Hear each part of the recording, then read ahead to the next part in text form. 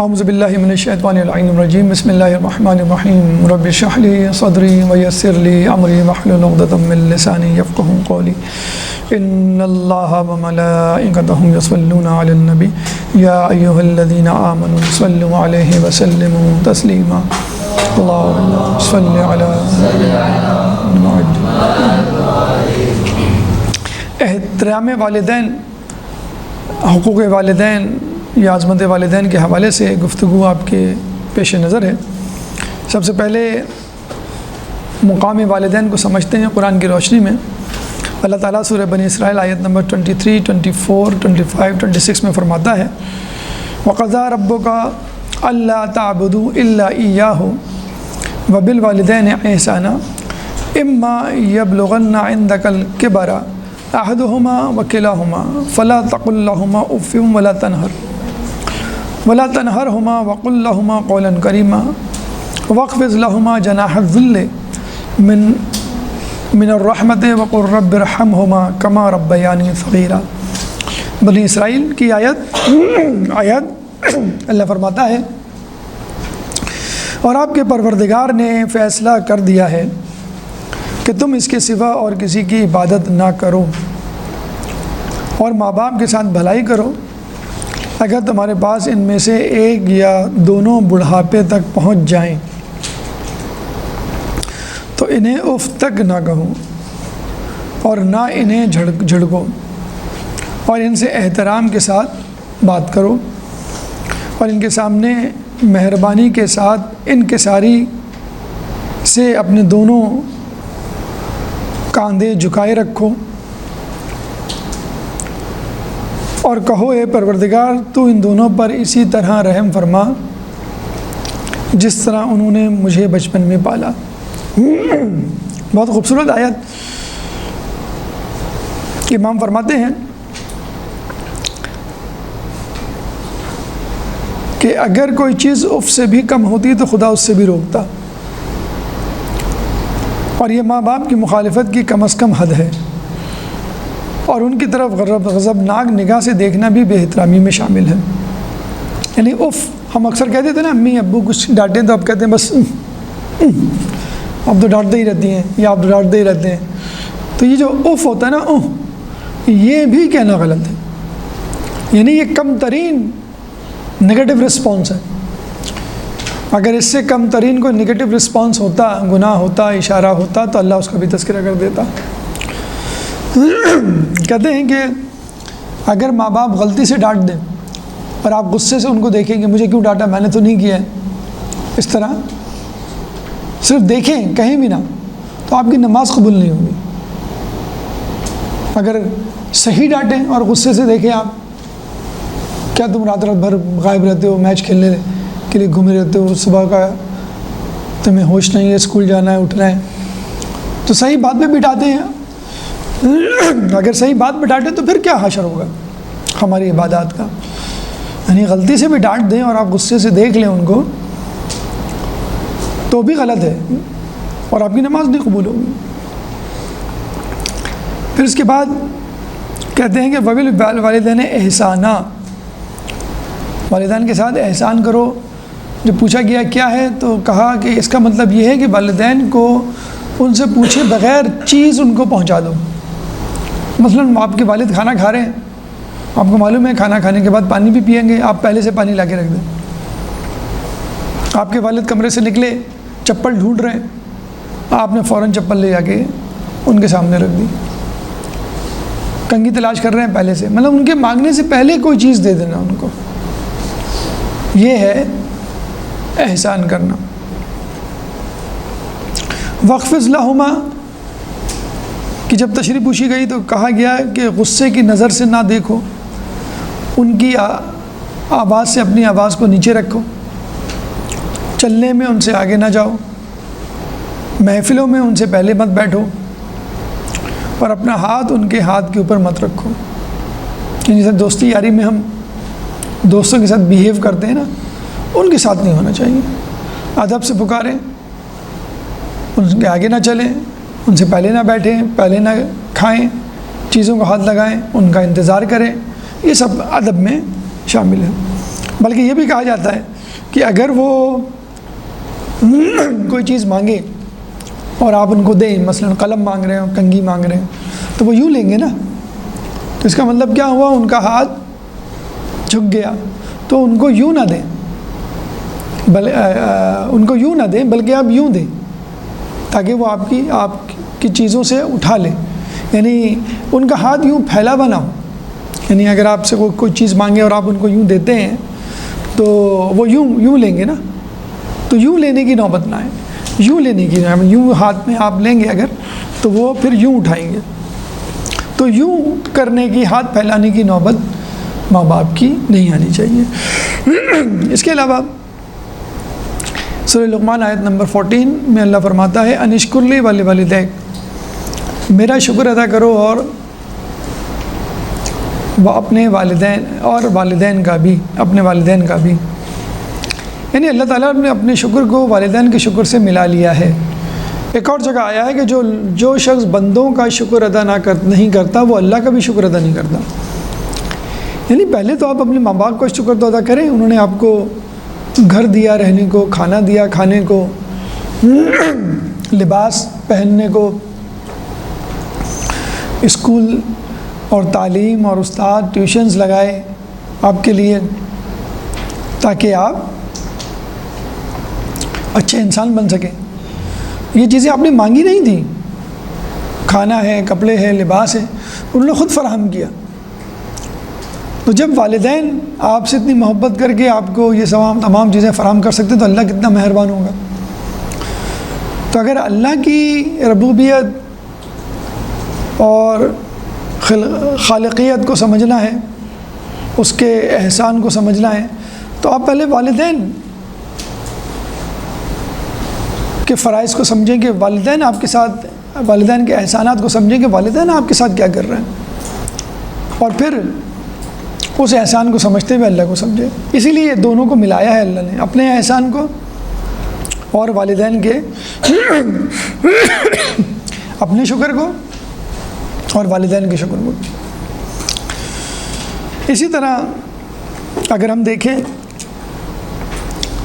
والدین کا شکر ادا کرنا، والدین کا احترام کرنا، اس بارے میں بہت سارے واقعات ہمیں ملتے ہیں کہ جو شخص والدین کا احترام کرتا ہے اللہ تعالیٰ اس کو کتنا نوازتا ہے، دنیاوی اعتبار سے بھی اور اخروی اعتبار سے بھی. پہلے ہم اخروی اعتبار سے یعنی آخرت میں اللہ کے نزدیک اس کا کیا مقام ہے اس کو دیکھ لیتے ہیں.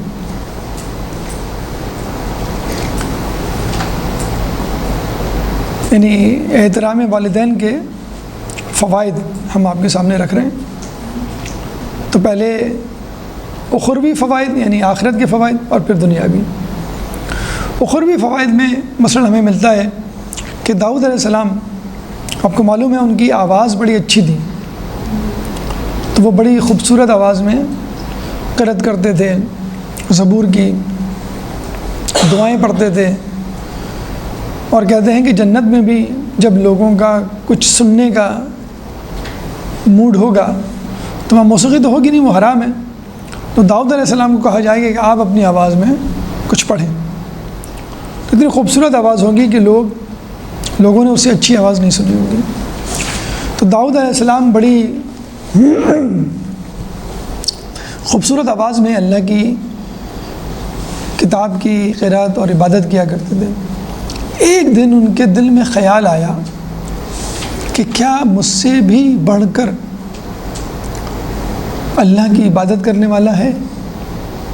اللہ نے فوراً وحی کی کہ جاؤ فلاں پہاڑ کے پاس، وہاں پہ ایک شخص ہے، اس کی عبادت کو جا کے دیکھو. یعنی اب دیکھیں اس سے ہمیں یہ بھی سبق ملتا ہے کہ اگر آپ نیکی کر رہے ہیں، اگر آپ عبادت کر رہے ہیں تو آپ اپنی نیکی کو، اپنی عبادت کو بڑا نہ سمجھیں، اپنے آپ کو کمتر سمجھیں. آپ کو نہیں معلوم کہ آپ سے بڑے کتنے عبادت گزار دنیا میں موجود ہیں. تو وہ جو ہے آدم علیہ السلام اس پہاڑ کی طرف گئے جہاں پہ اللہ نے کہا تھا. تو دیکھا تو پہاڑ کے غار میں ایک دروازہ کھٹکھٹایا. باہر نکلا ایک شخص 70 سال سے زائد اس کی عمر تھی. تو داؤد علیہ السلام نے کہا کہ میرا نام داؤد ہے. تو اس نے کہا تم ہی داؤد ہو جس کے دل میں ابھی یہ خیال آیا تھا کہ مجھ سے بڑھ کر عبادت کرنے والا کون ہوگا. تو وہ شرمندہ ہوئے، کہنے کہ مجھے پہلے معلوم ہوتا تو میں تمہارے سلام کا بھی جواب نہیں دیتا. پھر اس نے کہا کہ دیکھو میں اللہ تعالیٰ کی 70 سال سے عبادت کر رہا ہوں اور مجھ سے کیا غلطی ہوئی تھی. ایک دفعہ میں اپنے گھر کی چھت کے اوپر جا رہا تھا، سیڑھی چڑھ رہا تھا، تو میرا پیر سیڑھی پر پڑی، مٹی پہ پڑا، اس میں سے دھول اڑی. اسی وقت میری ماں نیچے سے گزر رہی تھی، تو وہ دھول میری ماں کی آنکھ میں گئی یا سر پہ لگی ہوگی. میں نے سوچا، میں نے یہ خیال کیا، تو میں فوراً سیڑھی سے اترا اور اس گناہ کی معافی مانگنے کے لیے عبادت کرنے لگا. مجھے 70 سال ہو گئے عبادت کیے ہوئے، اور میں اس وقت تک اس جگہ سے نہیں جاؤں گا جب تک میرا گناہ نہیں معاف ہو جاتا. تو داؤد علیہ السلام نے کہا کہ میں اسی بات کو بتانے کے لیے تو تمہارے پاس آیا ہوں کہ اللہ نے مجھے کہلوایا ہے کہ تم سے کہوں کہ اول تو وہ گناہ تھا ہی نہیں جو تم سمجھ رہے ہو کہ گناہ ہے، اور اگر گناہ تھا بھی تو اللہ نے اس گناہ کو معاف کر دیا. یہ خوش ہوا اور اس نے داؤد علیہ السلام کو گلے لگایا اور پھر کہا کہ اللہ میں اسی دن کے لیے جی رہا تھا، یعنی مجھے پتہ چل جائے کہ تو نے میرا گناہ معاف کر دیا کہ نہیں، بس اب تو مجھے موت دے دے. اور اسی وقت اس کو موت آ گئی. تو آپ نے دیکھا کہ ایک ماں کی بے احترامی جس کے بارے میں کنفرم نہیں تھا اس شخص کو کہ بے احترامی کی بھی ہے کہ نہیں، 70 سال تک اس نے عبادت کی اور اپنی مغفرت کی دعا مانگی، تو اللہ نے اس کو داؤد علیہ السلام کے برابر کھڑا کر دیا، نبی کے برابر. تو ہم کتنی مرتبہ ماں سے گستاخی بے ادبی کر جاتے ہیں. اگر ہم تھوڑا سا سوچ لیں کہ ماں کے ساتھ کوئی بے ادبی گستاخی تو نہیں ہوئی، تو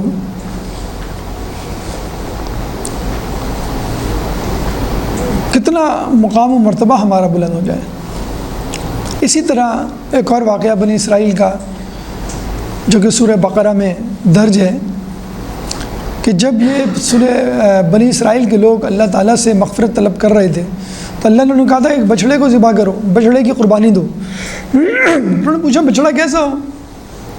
اللہ نے کہا کہ نہ جوان، نہ بہت بوڑھا ہو، نہ بہت ینگ ہو. کس رنگ کا ہو؟ زرد رنگ کا ہو. کیسا ہو؟ یعنی ہل چلاتا ہوا ہو یا گھریلو پالتو ہو. تو یہ تمام نشانیاں اللہ تعالیٰ نے بتائیں. ان کو کہیں ملے نہیں وہ بچڑا. پتہ چلا کہ وہ بچڑا فلاں شخص کے گھر میں بندھا ہوا ہے. اب یہ گئے. اچھا دوسری طرف سنیے، جس گھر میں بچڑا بندھا ہوا تھا اس گھر میں ایک شخص رہتا تھا جس کی دکان تھی، اور دکان پہ وہ چیزیں بیچتا تھا. تو کچھ لوگ آئے دکان پر 2 بجے دوپہر میں 2-3 بجے اور کہنے لگے کہ ہمیں چیز چاہیے. تو دروازہ اس کے بیٹے نے کھولا. اس نے کہا میرا باپ سو رہا ہے اور دوپہر میں وہ دکان نہیں کھولتا، شام کو آنا. تو ان لوگوں نے کہا کہ تم چپکے سے ان کے تکیے کے نیچے سے چابی نکالو اور دکان کھول کر ہمیں یہ چیز دے دو، اور اس کے بدلے میں ہم تم کو ڈبل پیسے دیں گے. آدھے پیسے تم رکھ اپنے ابا کو دے دینا، تم کو بھی فری میں منافع ہو گیا. تو اس نے کہا نہیں کہ اگر میں چابی نکالوں گا تکیہ اٹھا کے تو مجھے ڈر ہے کہ میری باپ کی آنکھ نہ کھل جائے، اور میں نہیں چاہتا کہ اس کو نیند میں ڈسٹرب کروں. حالانکہ وہ اپنا پروفٹ کما سکتا تھا. تو جب باپ اٹھا تو اس نے باپ کو بتایا کچھ لوگ آئے تھے اور انہوں نے ایک چیز مانگی دکان سے، میں نے نہیں دی. کہنا کیوں نہیں دی؟ کہنا آپ سو رہے تھے. کہنا اٹھا دیتے مجھے. کہنا نہیں آپ کی نیند ڈسٹرب ہوتی. چابی نکال کے دے دیتے. میں نہیں چاہتا تھا کہ آپ کی نیند میں خلل پڑے. تو وہ باپ بڑا خوش ہوا. دیکھیے ہم اپنے گھر میں بھی ایسا دیکھتے ہیں نا, ہمارے باپ جو ہیں وہ تھکے ہارے آفس سے آتے ہیں, سو رہے ہوتے ہیں, ماں ہمیں کہتی ہے کہ بھائی شور نہ مچاؤ, تمہارے والد سو رہے ہیں, لیکن ہمیں خیال نہیں ہوتا. تو باپ اتنا خوش ہوا کہ باپ نے کہا کہ میں نے ابھی کچھ دن پہلے ایک بچڑا, ایک گائے خریدی تھی, ینگ نوجوان, وہ میں تمہیں تحفے میں دیتا ہوں, وہ تمہاری ہوں. بالکل ایسا ہی ہے کہ ابا کوئی مرسیڈیز گاڑی خریدیں اور آپ کو دے دیں تحفے میں, یہ گاڑی تمہاری ہوں. کتنی خوشی ہوئی ابا. کہتے ہیں اسی دن یا اس کے دوسرے دن وہ لوگ آئے بنی اسرائیل کے کہ ہمیں بچڑا چاہیے, وہ سنائے تمہارے پاس ہے, زرد رنگ کا ہے, نہ بوڑھا نہ جوان, صحت مند اور پالتو گھر کا پلا ہوا, تو یہ ہمیں چاہیے. نہیں یہ میں نہیں دے سکتا, یہ میرے باپ کی نشانی تحفہ ہے. کہ اب تم جتنی قیمت کہو گے ہم تمہیں دیں گے. وہ جب بہت پیچھے پڑے تو اس نے کہا ٹھیک ہے, تم اس بچڑے کی کھال اتارو اور اس کھال کے اندر جتنا بھی سونا آئے اتنا سونا مجھے دے دو. تو ان لوگوں نے اس کو ذبح کیا اور کھال اتاری, اور کھال میں جتنا سونا آیا اس بچے کو دے دیا, اس لڑکے کو جس نے اپنے باپ کی نیند کی رسپیکٹ کی تھی. بیٹھے بٹھائے وہ کروڑ پتی بن گیا.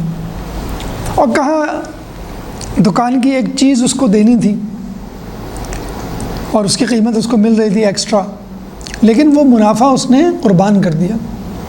تو اللہ نے کتنا بڑا منافع بعد میں دیا. اسی طرح ہم بھی ان لمحات سے, ان سچویشن سے گزرتے ہیں کہ ہم سمجھتے ہیں کہ ماں باپ کی بات مانیں گے تو نقصان ہو جائے گا. ماں باپ کی بات مانیں گے تو اپنی فیلڈ یا اپنی پسند, اپنی خواہش پوری کرنے سے رہ جائیں گے. تو اللہ تعالیٰ اس میں اتنی برکت ڈال دیتا ہے کہ آپ بہت آگے چلے جاتے ہیں.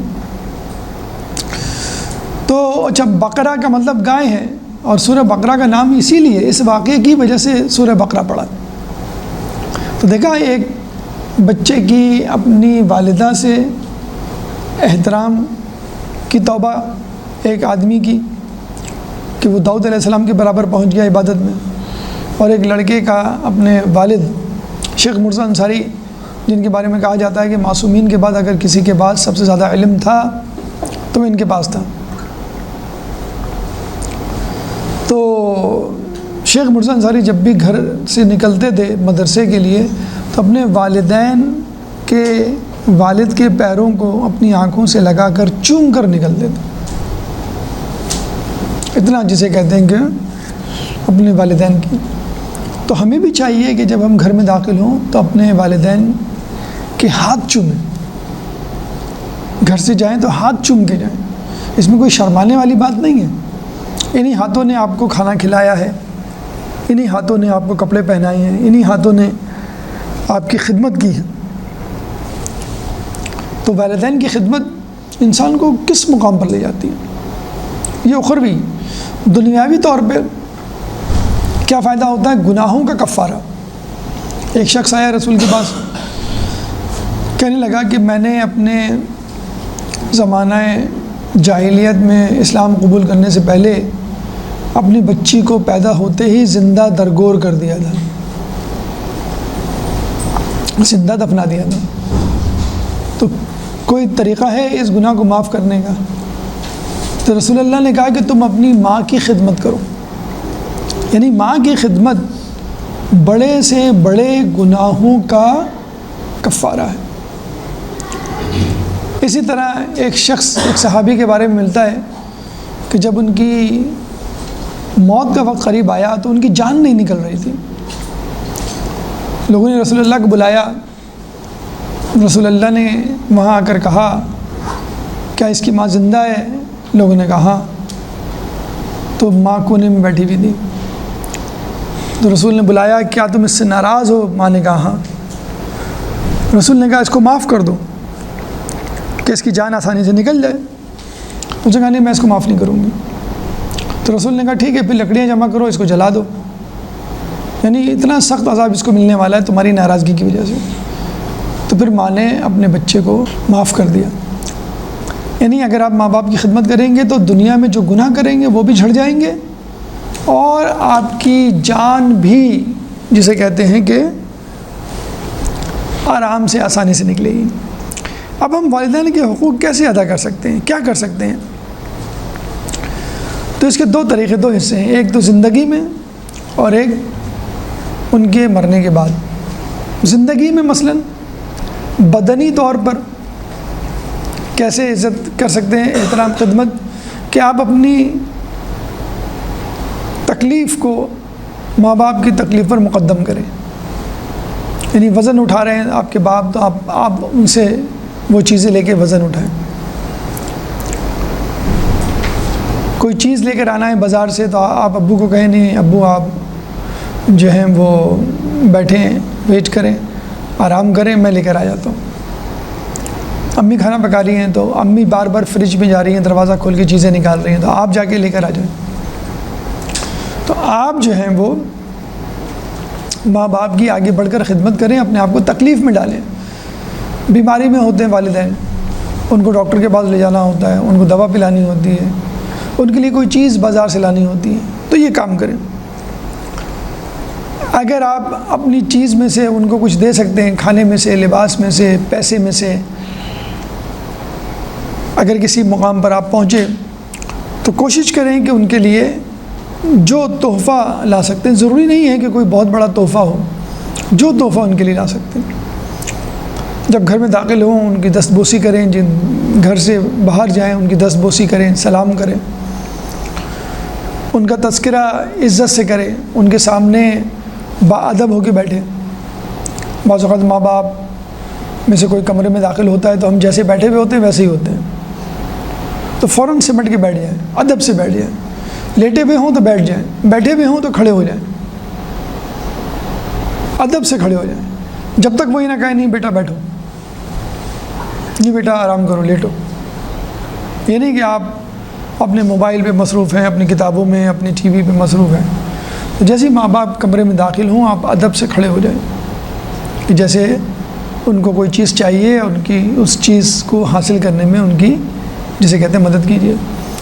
امام زین العابدین علیہ السلام کے بارے میں کہا جاتا ہے کہ جب وہ دسترخوان پہ بیٹھتے تھے تو کھانے کی طرف خوف سے ہاتھ نہیں بڑھاتے تھے, روٹی کی طرف, کہ کہیں وہ ہاتھ بڑھائیں ان کی ماں بھی ہاتھ بڑھائے. تو پہلے ماں باپ کو کھانے دیجیے, پہلے ماں باپ کو ڈش میں سے لینے دیجیے. ہماری عادت ہوتی ہے نا کہ ہم پہلے جھپٹ پڑتے ہیں,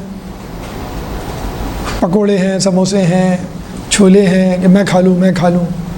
پہلے ماں باپ کا انتظار کیجیے جب تک وہ نہ کہیں کہ نہیں بیٹا آپ لیجئے, آپ بھی لیجئے.